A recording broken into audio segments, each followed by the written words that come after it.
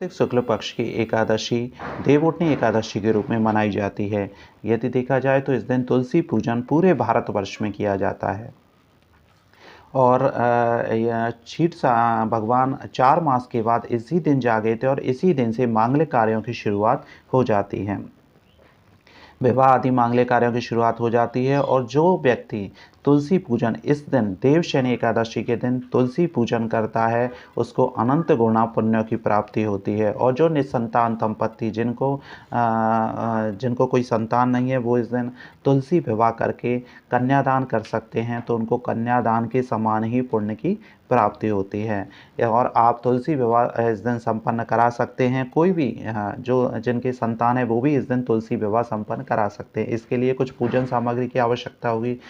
इसके लिए आप कलावा, लाल चुनरी, साड़ी, पीला चंदन, पुष्पमाला और नैवेद्य के लिए आप कुछ बर्फ़ी वगैरह कुछ भी जो भी आप रखना चाहे वो रख सकते हैं। कपूर, सुपारी, नारियल और दक्षिणा की आवश्यकता होगी। घर के सभी सदस्य पहले आप सभी तैयार हो जाएं उसके लिए नहा धो करके, और आप कभी भी इसको संपन्न करवा सकते हैं। दोपहर बाद या दोपहर में या शाम को आप इसको संपन्न करवा सकते हैं। आप तुलसी के पौधे को एक बीच में रख दीजिए, चौक में रख दीजिए, आंगन में रख दीजिए या छत पर इसको रख दीजिए। उसके पश्चात आप इसको मंडप को आप सजा दीजिए अच्छी तरह, जैसे विवाह का मंडप सजाया जाता है।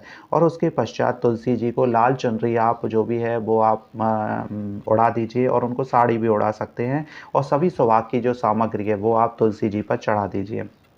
और तुलसी के गमले में ही सालिग्राम जी को विराजमान कर दीजिए। उसके पश्चात सबसे पहले गणेश जी का पूजन करके उनको चंदन लगाइए, और उनको नैवेद्य कुछ भी आप जो भी है मिष्ठान सामग्री वो आप गणेश जी को सब चढ़ा सकते हैं, और उनको जल के छींटे दे दीजिए। उसके पश्चात आपको सालिग्राम जी का, और इसके पश्चात यदि आप चाहें तो नवग्रह और षोडश मात्रा का भी पूजन कर सकते हैं। और नहीं तो आप फिर सालिग्राम जी का पूजन कीजिए, उनको चंदन लगाइए और उनको मिष्ठान सामग्री चढ़ा दीजिए। और उसके पश्चात तुलसी जी का भी आप वही पूजन करके और मिष्ठान सामग्री चढ़ाइए। और उसके यहाँ पर विशेषकर ये बात ध्यान में रखनी है कि आपको चावल का प्रयोग नहीं करना है। और तुलसी के उसके पश्चात सालिग्राम जी की मूर्ति को हाथ में लेकर के और तुलसी जी की 7 परिक्रमा करवानी है। आप धीरे धीरे आराम से, जैसे एक विवाह फेरे कराए जाते हैं उसी तरह आप 7 परिक्रमा करवाएं। और उसके पश्चात आप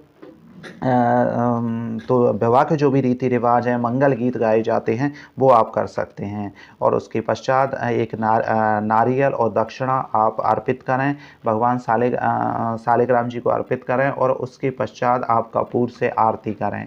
वहाँ पर यदि देखा जाए तो आप दक्षिणा भी उनको अर्पित करें। और यह सभी जो सामग्री है जो आपने चढ़ाई है वो आप किसी मंदिर में दान कर सकते हैं, या किसी पेड़ के नीचे अर्पित कर सकते हैं। धन्यवाद।